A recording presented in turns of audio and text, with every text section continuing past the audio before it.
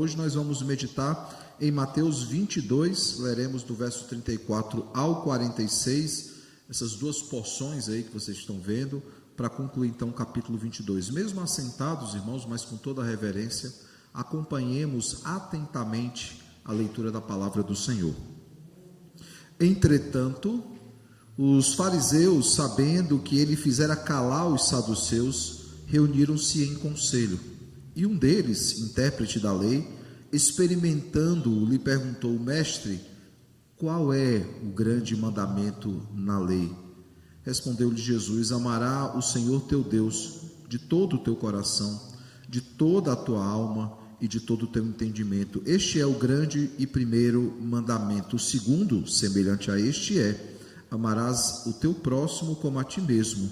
Desses dois mandamentos dependem toda a lei e os profetas. Reunidos os fariseus, interrogou-os Jesus: Que pensais vós do Cristo? De quem é filho? Responderam-lhe eles: De Davi.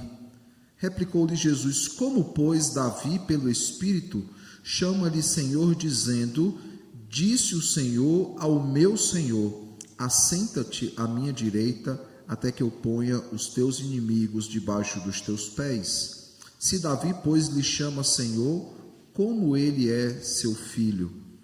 E ninguém lhe podia responder palavra, nem ousou alguém, a partir daquele dia, fazer-lhes perguntas. Oremos ao Senhor. Santíssimo Deus, maravilhoso Pai, nós te damos graças, Deus, te damos graças pelo texto que acabamos de ler, pelo privilégio de termos a Bíblia traduzida no nosso idioma, o privilégio que temos de, com liberdade, estar aqui essa noite cultuando ao Senhor. Te damos graças, Pai, pela iluminação do Santo Espírito, que sempre, Pai, nos auxilia em nossas leituras bíblicas, sempre nos ajuda, Pai, a entender a Tua palavra. Carecemos do Senhor não apenas para entendê-la, mas para colocá-la em prática. Por isso clamamos ao Senhor, que mais uma vez o Senhor venha, por meio do Teu Santo Filho, o profeta da igreja, o Senhor venha nos admoestar, nos exortar e nos consolar. Que possamos, Pai, mais uma vez, por intermédio da Tua palavra, ser por ela ensinados, Pai. Ser por ela, Senhor, moldado, trabalhado, Pai, capacitado, Pai, não apenas para viver a Tua boa vontade, mas para ser testemunha entre os povos, Pai. Fala aos nossos corações, Senhor, desafia-nos mais uma vez, para que vivamos, Pai, em louvor e glória ao Teu santo nome. É no nome de Jesus que nós te oramos e também te agradecemos. Amém. Amém. Irmãos, no sermão passado, alguns domingos atrás, nós olhamos para a porção anterior ao texto que nós lemos essa noite. Olhamos para o versículo 23 até o 33. E ao olharmos então para esses versículos, nós meditamos sobre as verdades eternas. Nós olhamos para aquilo que o Senhor estava ensinando por meio desses embates teológicos com os religiosos daqueles dias. E a partir disso, então, nós vimos que essas verdades eternas, elas são gloriosas, elas são pactuais e elas são redentoras.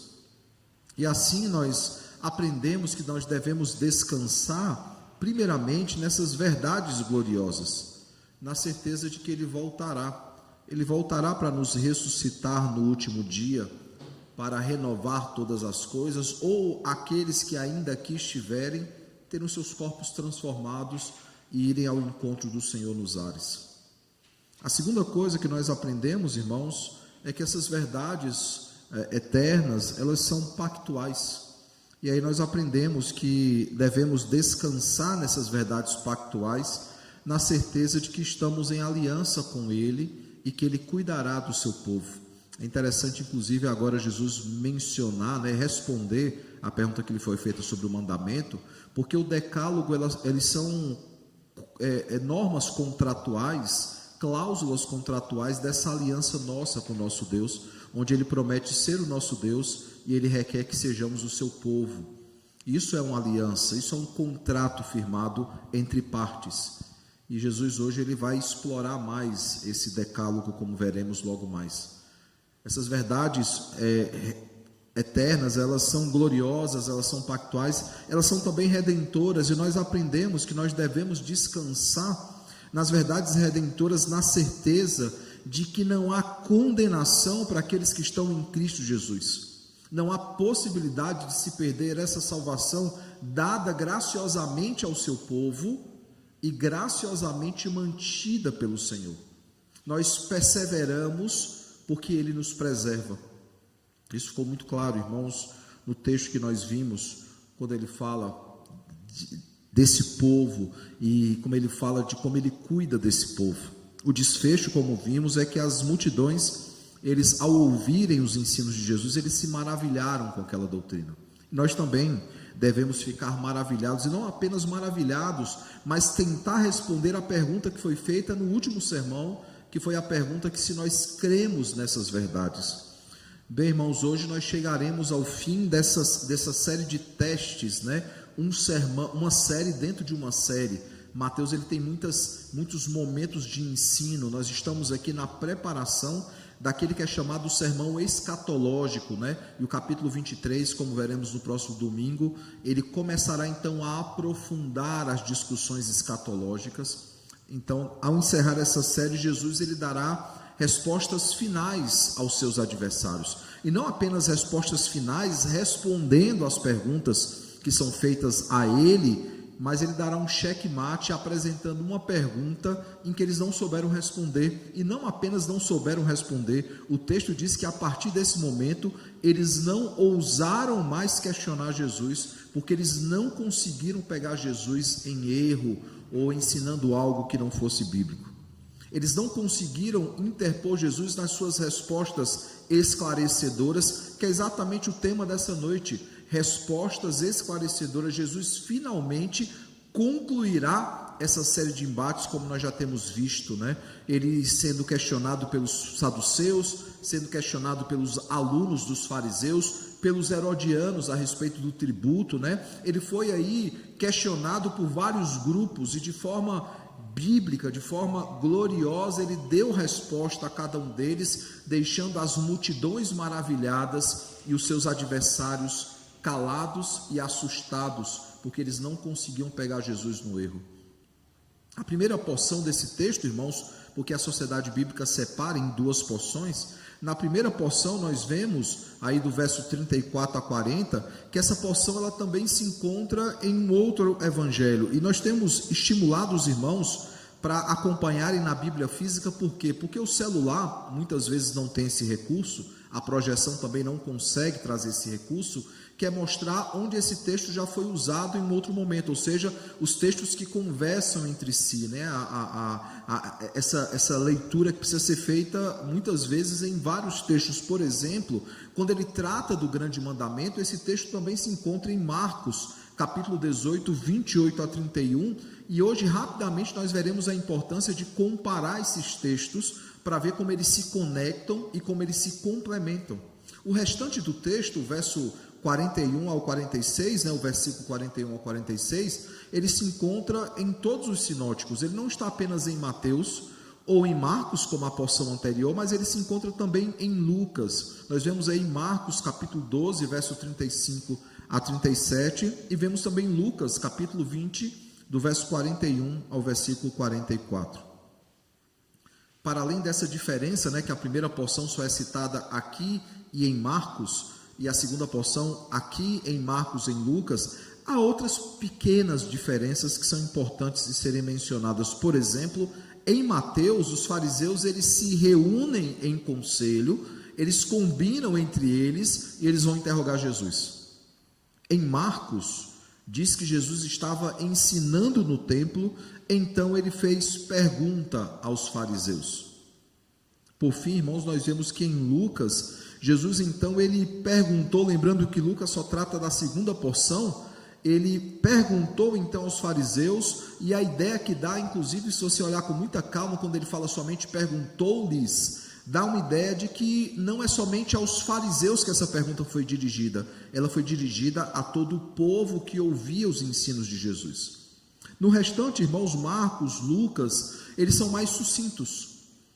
Nós temos comentado isso, né? Há alguns momentos é interessante como Marcos ele se demora mais, em alguns momentos como Lucas se demora mais, mas Marcos e Lucas são sucintos, enquanto Mateus ele aprofunda mais a discussão. Por exemplo, para Marcos, no versículo 37 do capítulo 12, ele vai dizer o seguinte, já na conclusão do texto: a grande multidão o ouvia com prazer. E aí ele conclui a história. Já Mateus, ele registra o seguinte: e ninguém lhe podia responder palavra, nem ousou alguém, a partir daquele dia, fazer-lhes perguntas.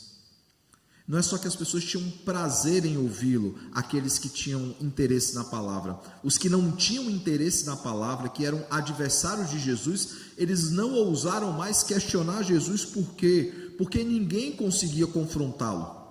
Ninguém conseguia pegá-lo no erro. E aí, irmãos, começa a crescer cada vez mais o movimento, a conspiração para prender e matar Jesus, porque essa é a única escolha que restou aos seus opositores. É interessante como a história ela se repete, né? Quando tentam calar pessoas e não conseguem, começam a partir para ataques pessoais. E aqui Jesus, nós veremos no transcorrer dos próximos capítulos, que começam então a armar ciladas, a preparar situações para prendê-lo, inclusive matá-lo se possível, e veremos que isso de fato aconteceu. Voltando especificamente então para o texto dessa noite, o texto de Mateus, e lembrando, irmãos, nós temos sempre enfatizado isso, né, que essas diferenças no texto, elas não invalidam as narrativas bíblicas. Na verdade, elas fortalecem a autoridade dessas narrativas. Por quê? Porque quando a história ela é muito combinada, quando os detalhes são muito parecidos, claramente houve uma combinação aí entre Mateus, entre Marcos e Lucas, para que eles contassem a mesma história e aí tentasse dar aí mais autoridade. Mas num relato é exatamente o contrário.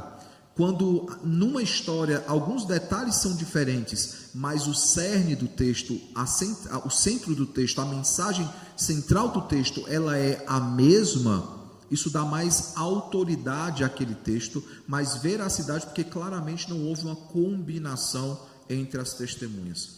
Voltando então ao texto dessa noite, irmãos, como já dito, nós nos encontramos na conclusão dessa série de embates, né? A partir daqui, nenhum dos seus opositores tem coragem mais de confrontá-lo ou tentar pegá-lo no erro. Por quê? Porque ele foi sabatinado e ele passou com louvor, né? Da mesma forma que quando ainda criança para jovem e para adolescente, né? Ele foi sabatinado pelos doutores da lei e passou com louvor. Aqui nós veremos também que ele passará com louvor. Os fariseus tentaram pegá-lo no erro, os saduceus, os escribas, veremos aqui inclusive o intérprete da lei também tentando pegá-lo no erro, os herodianos, todos tentaram pegar Jesus no erro, mas ele saiu vencedor de todos os embates, enquanto seus adversários todos foram vencidos. E poucos ainda queriam questioná-lo, irmãos, poucos eu me refiro, porque já os embates anteriores, nós veremos que em algum momento os saduceus já desistem de questionar Jesus. Eles já não querem mais questionar Jesus. Mas havia um grupozinho ali ainda resistente no texto de hoje, que eles desejam então questionar Jesus. Aí veja o verso 34. Entretanto, os fariseus, sabendo que ele fizera calar os saduceus, veja, e já era um motivo para o pessoal ficar mais atento e dizer o seguinte: eu não vou questionar Jesus, eu não vou entrar nessa seara. Não, eles desejam questionar Jesus, e o texto continua dizendo que eles se reuniram então em conselho, eles sentaram entre eles para conversar e para tentar chegar a algum assunto, alguma discussão. E aí eles vão novamente para Moisés, que é algo que os saduceus já haviam feito e que não tinha dado muito certo para eles, né? Não tinha terminado muito bem. E aí o texto continua dizendo: e um deles, intérprete da lei, experimentando, lhe perguntou, ou seja, alguém que conhecia a lei, queria pegar Jesus em erro. E aí nós vemos, irmãos, o que Marcos registra. Veja o que é que o Marcos diz: chegando um dos escribas, tendo ouvido a discussão entre eles, vendo como Jesus lhes houvera respondido bem, perguntou-lhe. Um escriba, possivelmente esse intérprete da lei, ele vendo então que Jesus ele foi bem nas perguntas, ele deseja então testar Jesus naquilo que o escriba conhecia bem, que era a lei do Senhor. No texto a seguir, no capítulo 23, que será o tema da nossa reflexão próximo domingo, nós veremos que ele irá então exortar duramente os escribas, exortar duramente os fariseus, irá censurá-los no sentido de repreendê-los nos seus erros, e nós veremos que ele usará palavras muito duras com esses dois grupos. Mas o fato aqui, irmãos, é que há uma pergunta que eles desejavam fazer, e a pergunta foi, no verso 36, mestre, qual é o grande mandamento? Se o senhor pudesse escolher qual seria o grande mandamento, qual é o grande mandamento? Talvez eles quisessem, irmãos, talvez, pessoalizar a pergunta, por exemplo, não terás outros deuses diante de ti, não tomarás o nome do teu Deus em vão, talvez para pegar Jesus num erro assim de dizer, mas você está se passando por Deus. E aí Jesus quebra os seus interlocutores quando ele responde, amarás o Senhor teu Deus de todo o teu coração, de toda a tua alma e de todo o entendimento. Este é o grande e primeiro mandamento. E aqui, irmãos, ele está citando Deuteronômio capítulo 6, verso de número 5.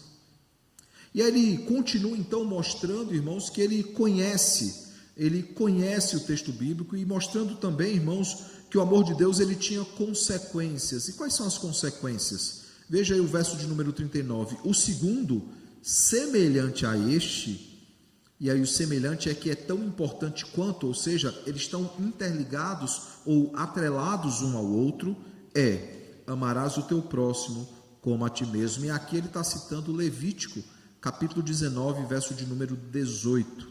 E ele conclui então dizendo o seguinte, verso 40. Desses dois mandamentos dependem toda a lei e os profetas, ou seja, eles estão submissos a esse decálogo e a essa lei, por quê? Porque são as normas contratuais da aliança. Um povo que está em aliança com Deus, eles têm que se submeter a normas contratuais. Os tratados de suzerania passavam por isso, os vassalos, e os suzeranos, eles faziam esses acordos contratuais. E aí veja, irmãos, algumas coisas interessantes que Hendricks, inclusive, no seu comentário na nossa editora, ele chama a nossa atenção. Por exemplo, que é dever de todo homem, eu me refiro aqui à humanidade, a gente precisa explicar isso hoje em língua portuguesa, a toda a humanidade, é dever de toda a humanidade a obedecer à lei, mas essa lei que precisa ser obedecida, esse dever que toda a humanidade tem, a todo o aspecto da lei moral e espiritual, ela se resume em uma só palavra, amor. Os 4 primeiros mandamentos, eles nos mostram como amar a Deus. E os 6 últimos mandamentos, como amar a Deus por meio do amor ao próximo.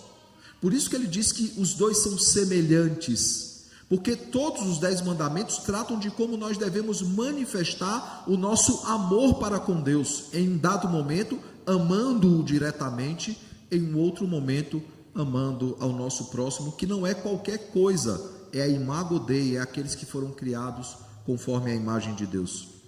E aí o Hendricks disse que esse amor ele deve ser dirigido primeiramente a Deus, Deuteronômio 6,5, e depois ele precisa ser direcionado ao homem, em Levítico 19:18. É interessante, irmãos, que quando nós olhamos lá atrás, há muitos meses atrás, para o Sermão do Monte, nós vimos claramente esse aspecto do amor direcionando muitos dos ensinos de Jesus. O Hendricks, ele ainda aprofunda mais a discussão, ele vai dizer que o coração, a alma, a mente, ou seja, tudo que nós temos e nós somos, devem cooperar, ou seja, operar de forma cooperada, cooperar junto, devem cooperar no amor de Deus, no amor a Deus. O coração, irmãos, que aí é o centro das vontades e dos desejos, além disso é o que bombeia sangue para o corpo inteiro. Esse coração, irmãos, que é o centro da existência humana, é o manancial dos pensamentos, das vontades, das palavras, das ações, a boca fala do que o coração está cheio. Esse coração, irmãos, deve amar a Deus com tudo que tem, com todas as suas faculdades, desejos e motivações. O homem ele deve usar isso, por isso que o texto diz, amarás ao Senhor teu Deus de todo o teu coração, de toda a tua alma e de todo o teu entendimento. É um amor que é completo, é um amor que é profundo. Não é amar de qualquer maneira, não é amar parcialmente, não é amar apenas aos domingos no dia do Senhor, é amar todos os dias entendendo a quem pertence, a quem nós servimos e a quem nós devemos devotar todo o nosso amor e toda a nossa consideração. O Hendrickson, quando vai comentar isso, ele diz o seguinte, que Deus, quando ele ama todo o seu povo. E quando Deus dá o seu filho, ele de fato, ele dá o seu filho. Ele não está brincando com palavras, ele literalmente faz isso. E quando ele diz, então, Jesus, que o grande mandamento é amar a Deus sobre todas as coisas, e aí ele vai falar de todo o teu coração, de toda a tua alma, de todo o teu entendimento, ele não está dando a opção para a gente de amar de qualquer maneira, mas um amor que é sacrificial, um amor que é exclusivo, um amor que é dedicado de fato. Não é um amor, irmãos, parcial, até mesmo um amor de ocasiões. Um amor até mesmo interesseiro, né? Quando 1 Coríntios 13 vai falar do amor, né? Ele fala que o amor não é interesseiro. Por quê? Porque alguns amam com reciprocidade. Eu só amo se eu for amado. Não, o amor a Deus ele precisa ser feito independente de reciprocidade, apesar que Deus nos amou de tal maneira que deu o seu Filho por nós. Esse mandamento, irmãos, ele se chama o maior de todos, porque ele condensa a mais excelente resposta ao nosso Senhor. A melhor forma de respondermos aquilo que Deus fez por nós na cruz do Calvário é amando-o. Não é assim com os nossos cônjuges? A melhor forma de você responder ao cuidado do seu pai e da sua mãe não é amando o seu pai e a sua mãe, ou ao seu irmão, ou um amigo, ou qualquer outra pessoa? É a expressão mais sincera e mais profunda, irmãos. Um amor genuíno, um amor profundo. E aí ele vai comentar o seguinte, o Kishmaker, um segundo mandamento que se assemelha a ele, se parece com o primeiro, portanto, também requer amor. Além do mais, esse amor para com o próximo, que é portador da imagem de Deus, emana do amor para com Deus. Ou seja, nós amamos ao nosso próximo, porque isso expressa o nosso amor para com Deus. Porque ao amar o nosso próximo, nós estamos amando a imagem de Deus que foi posta no nosso próximo.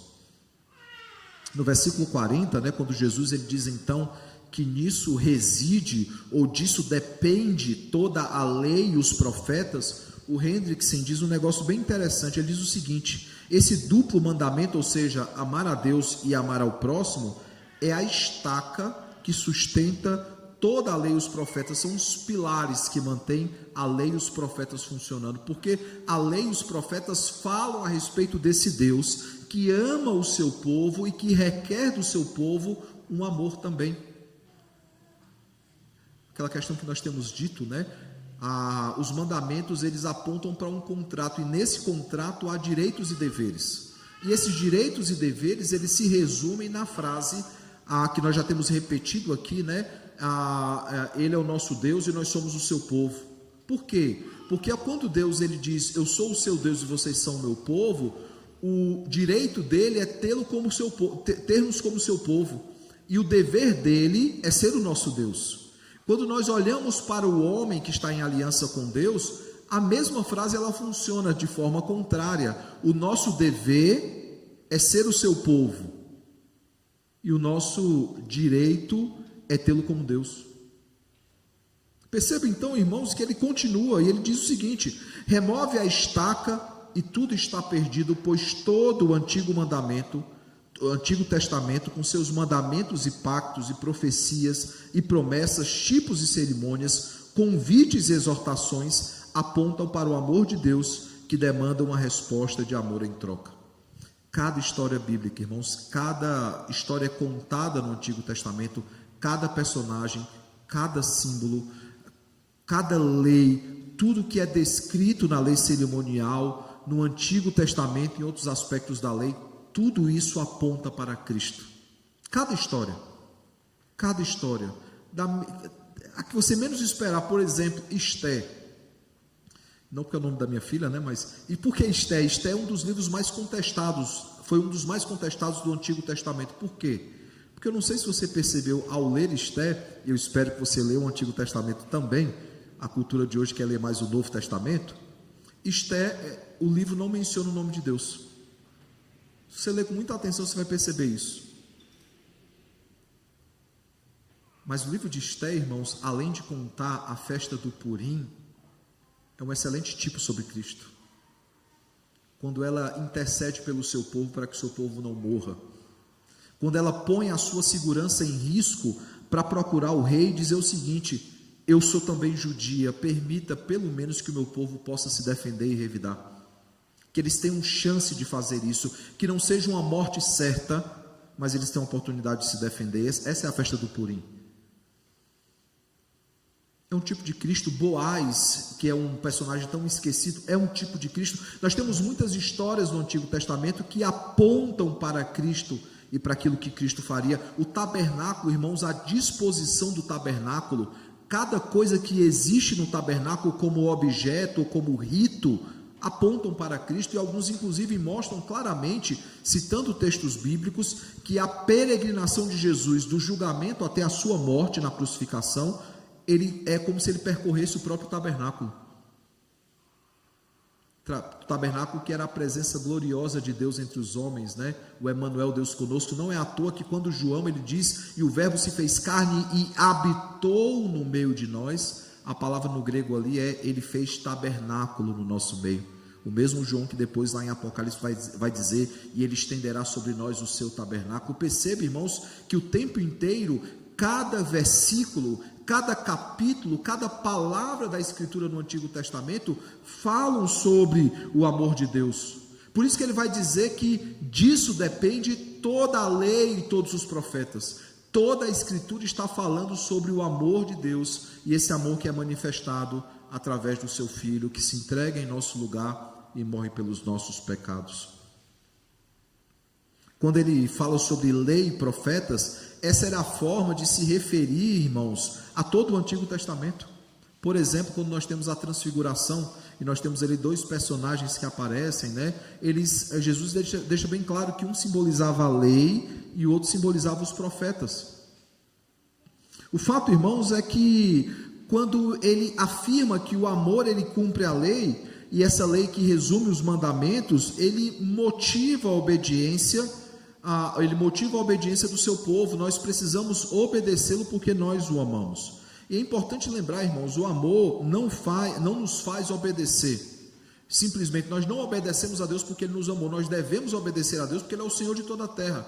Mas o amor e a obediência estão intimamente interligados, como nós veremos na exposição dos pontos.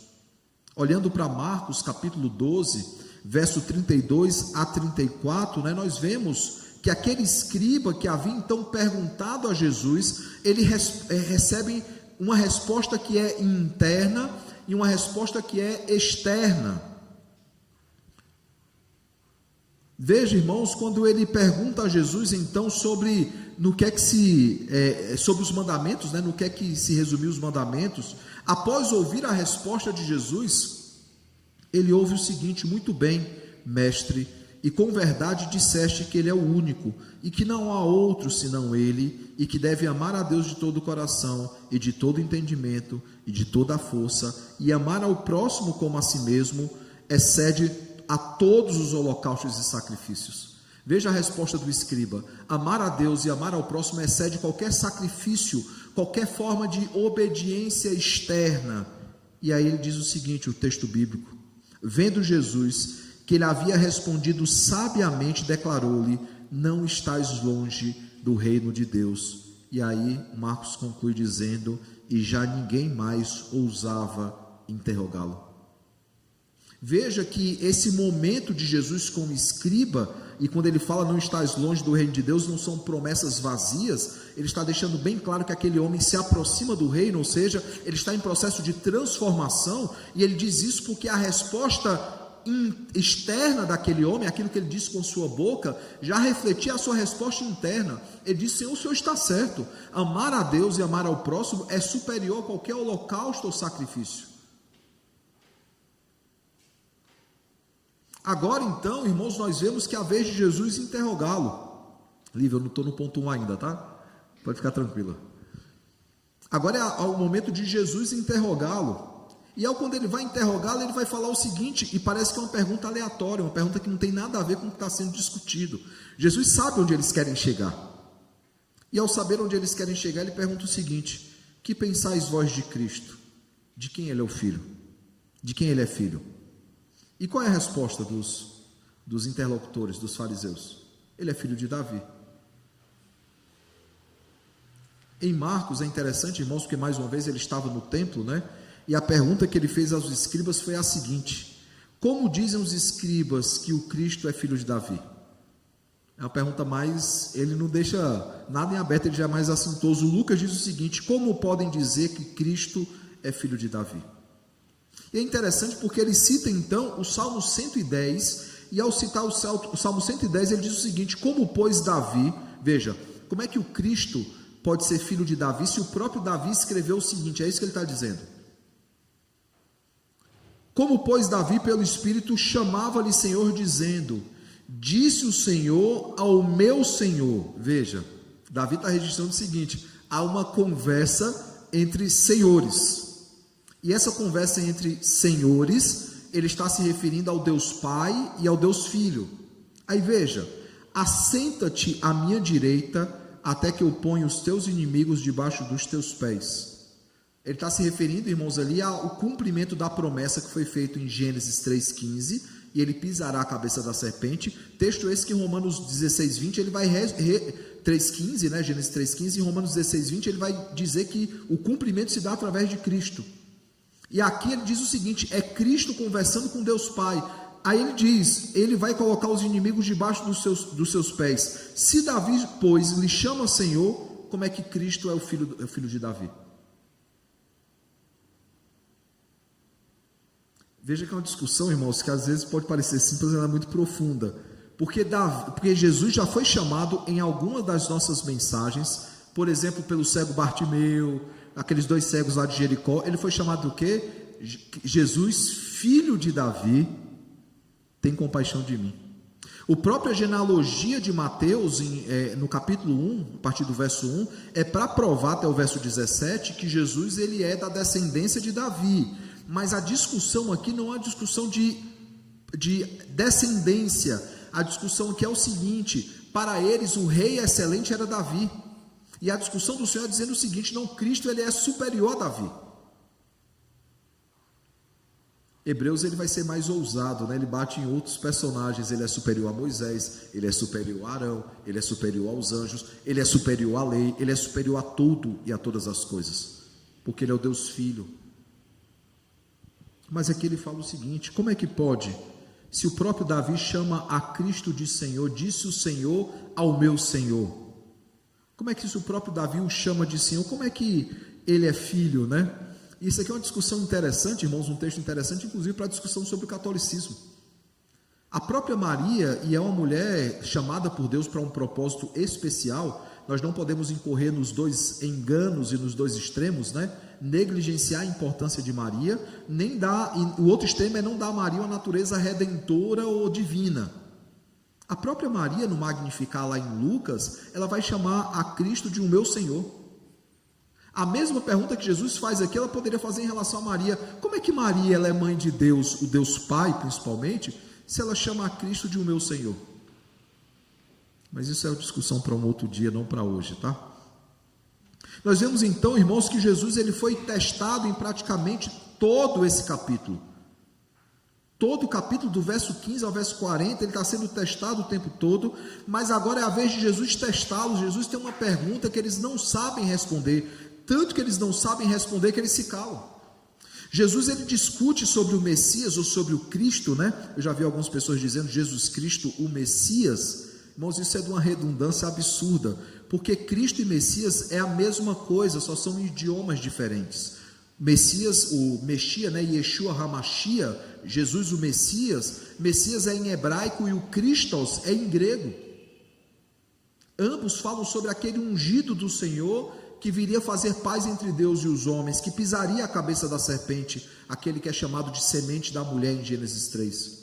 Jesus então discutindo sobre o Messias, e ao citar o Salmo 110, ele mostrou que a visão deles, daqueles interlocutores, não apenas deles, mas de toda a multidão sobre Cristo era limitada demais. Para eles, Cristo seria um homem que viria para trazer paz sobre a terra, um rei que viria à semelhança de Davi e que seria vitorioso contra todas as nações. Ele está dizendo aqui que não, Cristo ele é superior a Davi. O rei por excelência é Cristo. A promessa feita a Davi que não faltaria um herdeiro de Davi no trono de Israel, não fala de meros herdeiros, ele está falando do herdeiro por excelência, que é Jesus Cristo. E percebam que essa pergunta de Jesus, ela é uma pergunta evangelística. Porque ao fazer essa pergunta evangelística, ele está ensinando, como ele já havia feito e fará ainda mais no sermão profético, ele está ensinando sobre a pessoa e a obra de Cristo. O que é Cristo e qual o seu papel como Cristo nesse mundo. Ele está conversando, irmãos, publicamente com esses homens pela última vez. É a última vez que eles irão interpelar Jesus, é a última vez que eles vão confrontar Jesus, e aí ele faz então a pergunta mais importante de todas: quem é o Cristo? Por que vocês acham que ele é filho de Davi? E como já vimos, irmãos, em Marcos, após a conclusão desse diálogo, a multidão o ouvia com prazer. Nós já vimos lá em Mateus, no final do Sermão do Monte, que eles tinham prazer em ouvir Jesus, porque Jesus ensinava com autoridade, ele ensinava com poder, diferentemente dos fariseus, dos escribas, dos saduceus, que falavam da boca para fora, ele ensinava com autoridade. E Mateus ele registrou: e ninguém lhe podia responder palavra, nem ousou alguém, a partir daquele dia, fazer-lhes perguntas. A pergunta então que eu faço para vocês é: que lições esse texto ele traz? O que é que Jesus está ensinando às multidões e consequentemente ensinando a cada um de nós? A primeira coisa, irmãos, é que esse texto ele ensina sobre amor. Essa é a palavra-chave do texto, não há como fugir dessa palavra. Do verso 37 ao verso 39, nós vemos que todo o decálogo ele se resume da seguinte forma: amar a Deus sobre todas as coisas, com toda a profundidade, com todo o ser, de todo o coração, com todo o entendimento, amar a Deus sobre todas as coisas. E aí ele está se referindo ao primeiro, ao quarto mandamento, e amar ao próximo como a ti mesmo, a imago Dei, né? Amar a imagem de Deus posta no homem, e o homem que tem essa imagem, como a nós mesmos, o mandamento 5º ao 10º. Todo o fim principal do homem, irmãos, todo o propósito, todo o nosso dever, toda a lei, ela se resume ao amor. A lei e o pacto só são possíveis por causa do herdeiro prometido em Gênesis 3. E esse herdeiro ele é dado em amor. Em amor o Pai nos elegeu. Em amor o Senhor nos predestinou. Em amor ele entregou o seu Filho pelos nossos pecados. Em amor o Espírito Santo nos regenerou, nos converteu, nos adotou, nos justificou, tem nos santificado e irá nos glorificar no último dia em amor, como Paulo diz em Efésios capítulo 1, a partir do verso 3 em diante. Em amor ele nos elegeu e ele nos predestinou. E a nossa resposta, irmãos, a esse amor deve ser amá-lo com toda a nossa força, com todo o nosso entendimento, com todo o nosso tempo, com toda a nossa devoção, amá-lo e amar ao próximo que tem a imagem de Deus. E lembrando, irmãos, nós já temos visto que amar ao próximo não é algo aleatório, como João ele vai enfatizar. O amor ao próximo é amar aqueles que são povo de Deus. Porque aqueles que estão em guerra contra Deus, em dado momento é dito o seguinte: vocês não devem nem sequer interceder por eles. Claro que como nós não sabemos quem são os eleitos do Senhor, nós intercedemos por todos, mas se alguém assume uma postura de oposição a Cristo, afrontando a Cristo, ou tentando nos fazer afrontar a Cristo, nós devemos nos afastar daquelas pessoas, e elas não devem ser objeto do nosso amor, porque elas afrontam a Deus, e se afrontam a Deus, afrontam a nós também. Por isso o escriba, que passa por um começo de transformação, ao ouvir Jesus, ele entendeu isso, ele diz: amar a Deus de todo o coração, e de todo o entendimento, e de toda a força, e amar ao próximo como a si mesmo, excede a todos os holocaustos e sacrifícios, a todos. Não há nada superior, ou sequer semelhante ao amor a Deus e o amor ao próximo. Dessa forma, o texto deixa claro, irmãos, que o amor ele é um imperativo, ele é uma ordem que deve ser obedecida, e esse imperativo recai sobre todos os crentes, uma ordem dada pelo próprio Senhor, e o alicerce, como ele diz, e o alicerce que sustenta toda a Escritura. Toda a Escritura, do Antigo ao Novo Testamento, ela é alicerçada, ela é sustentada pelo amor de Deus para com o seu povo. Por isso as promessas, tudo que acontece no Antigo Testamento é Deus preparando a história para manifestar o seu amor na cruz do Calvário. E Deus amou o mundo de tal maneira que deu o seu Filho para que todo aquele que nele crê não pereça, mas tenha a vida eterna. A segunda coisa, irmãos, que nós temos nesse texto é o aspecto da obediência. O versículo 40 vai deixar isso bem claro. E lembrem, irmãos, que esse amor, que é requerido de nós, ele é manifestado por meio da obediência que nós temos ao Senhor. Por exemplo, João 14, 21, o discípulo do amor, ou discípulo amado, ele vai dizer o seguinte: aquele que tem os meus mandamentos e os guarda, este é o que me ama, e aquele que me ama será amado por meu Pai, e eu também o amarei e me manifestarei a ele.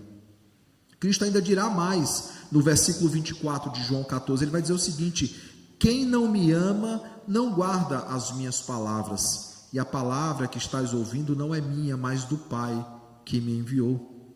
Esse próprio João, o discípulo amado, ou o discípulo do amor, como alguns dizem, é interessante a mudança na vida de João, porque João ele é chamado de Bonerges, filho do trovão, e ele era alguém ele estourava fácil, mas agora ele é o discípulo que é amoroso, não apenas amado do Senhor, mas amoroso, ele tem palavras ternas de amor.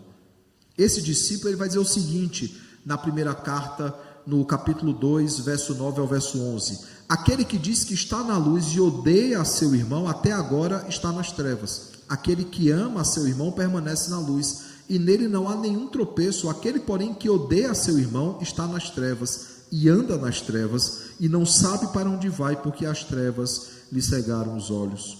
No capítulo 4 dessa mesma carta, o verso 7 ao verso 9, ele diz o seguinte: amados, amemo-nos uns aos outros, porque o amor procede de Deus. E todo aquele que ama é nascido de Deus e conhece a Deus. Aquele que não ama não conhece a Deus, pois Deus é amor.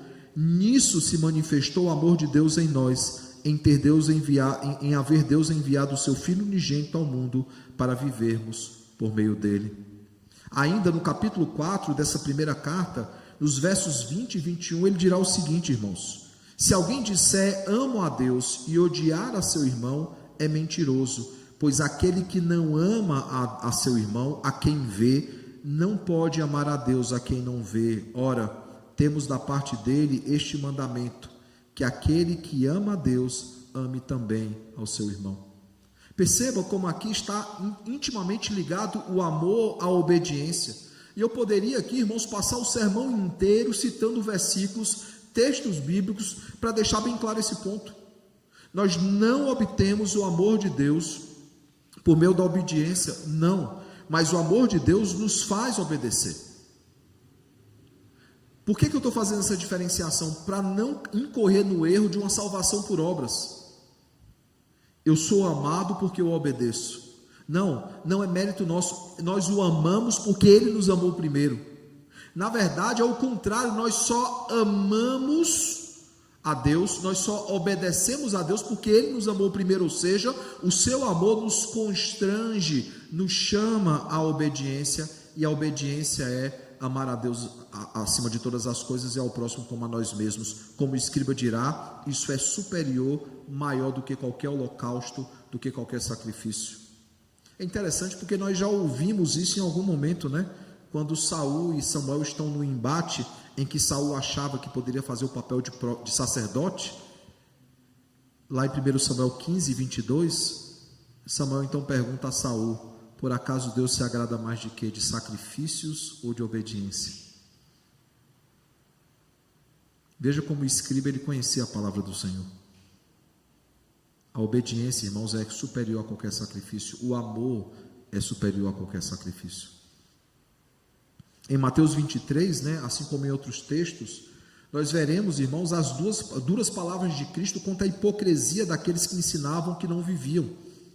Nós veremos como Jesus ele vai deixar bem claro como faltava obediência àqueles homens, logo, ao faltar obediência a Deus, faltava amor para com Deus e para com o próximo. Sabe por quê, irmãos? Porque o amor ele é prático, ele sempre será prático. Ele não é teórico. O amor não tem como ser teórico. Porque se requer do amor o amar, e o amar é um verbo, o verbo ele denota ação. O amor ele é prático, nós amamos de forma prática, não de forma teórica. Por isso, irmãos, nós somos desobedientes se nós não amamos a Deus e se nós não amamos ao próximo, um amor prático. Alguém vai dizer, mas eu amo a Deus. Mas o texto que nós lemos, um deles diz o seguinte: se você diz que ama a Deus, mas não ama o seu irmão, você é mentiroso. Você não ama o Senhor. Porque não pode escolher um dos dois tipos de amor, porque ambos estão interligados, como Jesus disse, que eles são semelhantes, eles estão interligados, não há como separar um do outro. Nós devemos amar a Deus sobre todas as coisas e, junto com isso, amar ao nosso próximo como a nós mesmos. Isso nos leva ao terceiro e último aspecto dessa noite, o Evangelho, verso 41 ao verso 45. Após falar do amor, após falar da obediência, Cristo fala do Evangelho. E à primeira vista, como eu já disse lá atrás, não parece haver qualquer conexão entre essa porção, o verso 41 ao 46, com a porção anterior. Mas, irmãos, vejam que os versículos 34 e 41, ele une os dois textos. Em que aspecto? Veja o verso 34, o que é que ele diz? Entretanto, os fariseus, sabendo que ele fizera calar os saduceus, reuniram-se em conselho. Aí veja agora o verso 41. Reunidos os fariseus, aí Jesus então os interroga.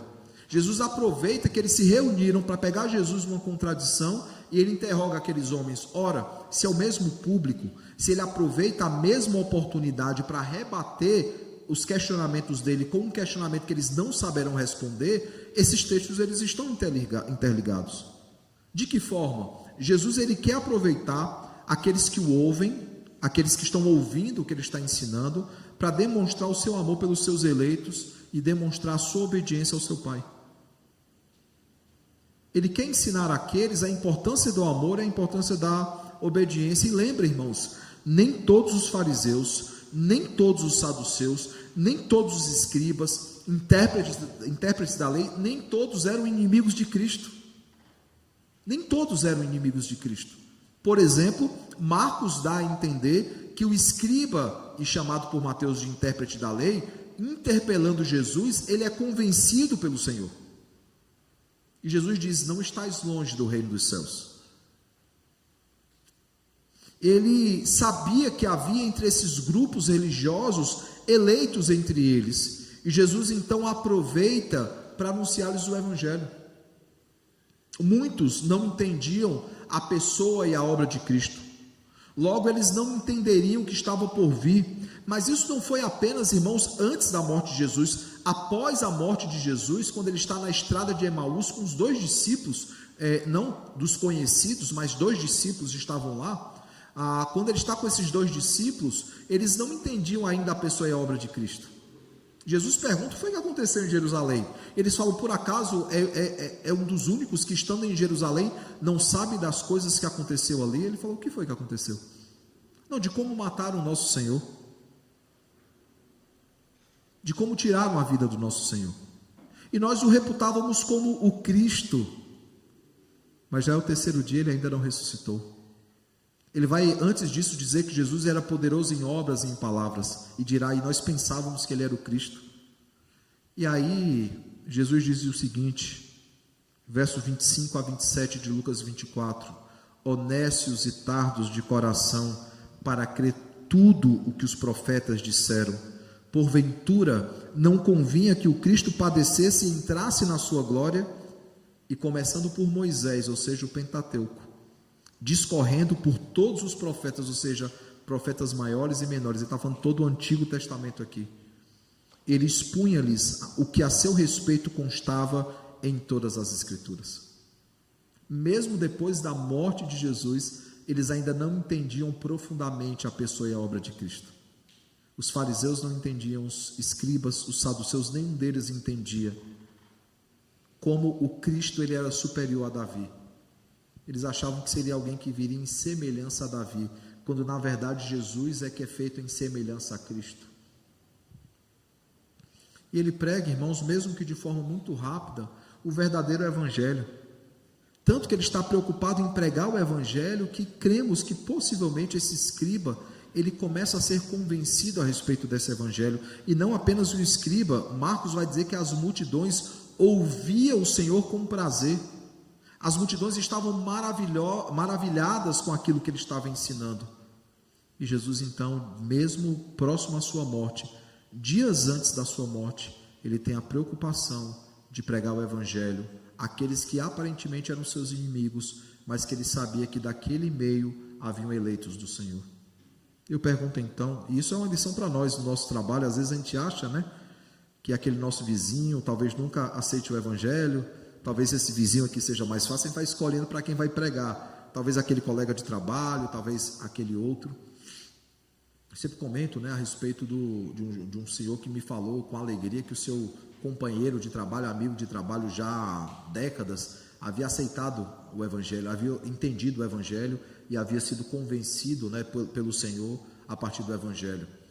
E ele falou com alegria isso: nossa, pastor, eu trabalho uns 20 anos com ele, eu nunca achei que ele se tornaria crente. E ele foi um dia numa igreja, ouviu o evangelho e foi convencido pelo Senhor, e nós ficamos alegres, claro. Mas eu lembro que eu fiz só uma pergunta para ele: mas por que você nunca pregou o evangelho para ele? Ele falou: pastor, eu nunca achei que ele ouviria. E você já percebeu que nós temos essa mesma postura muitas vezes? Nós achamos que fulano de tal vai ouvir com mais facilidade o evangelho, talvez aquele outro não ouça tanto assim, e nós devemos aproveitar toda a oportunidade, como Jesus fez aqui nesse texto, para pregar o evangelho.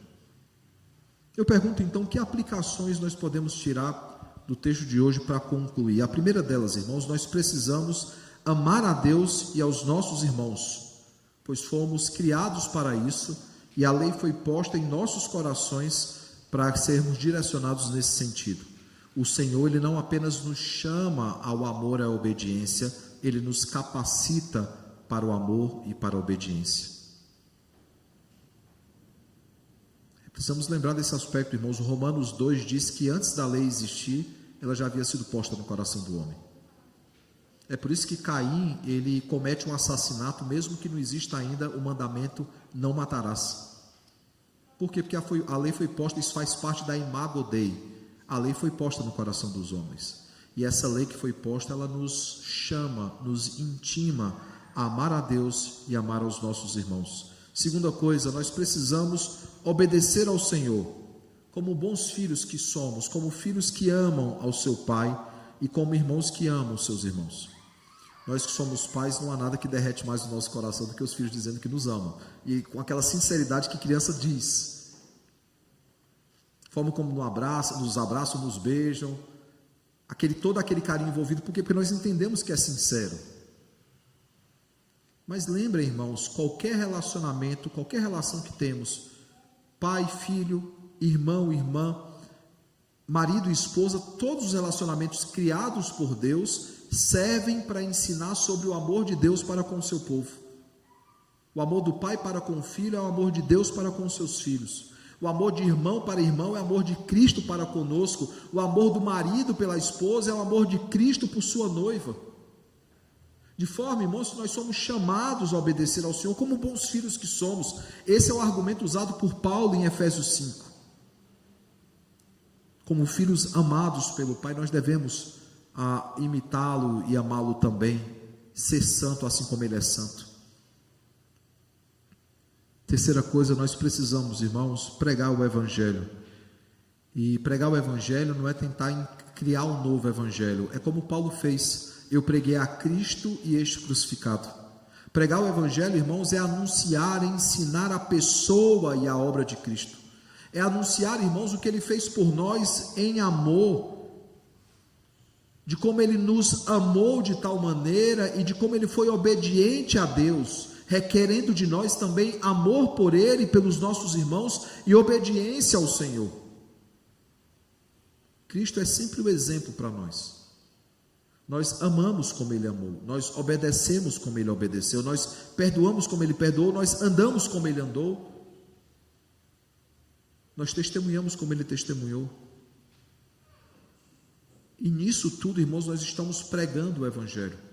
Nós estamos pregando o Evangelho com aqueles que convivem conosco. Nós estamos pregando o Evangelho com aqueles que estão ao nosso redor, familiares, amigos, colegas de trabalho, colegas de estudo, que estão conosco em nosso curso universitário, que estão conosco em nosso local de trabalho. Nós aproveitamos cada oportunidade para pregar o Evangelho, porque pode ser que seja a primeira, ou a última, ou a única oportunidade de pregarmos o Evangelho para aquela pessoa. Nós anunciamos e nós pregamos dia após dia. E aí eu pergunto, será que nós vivemos assim? Esse tem sido o nosso estilo de vida, amor a Deus e aos nossos irmãos, obediência ao Senhor e pregação do Evangelho?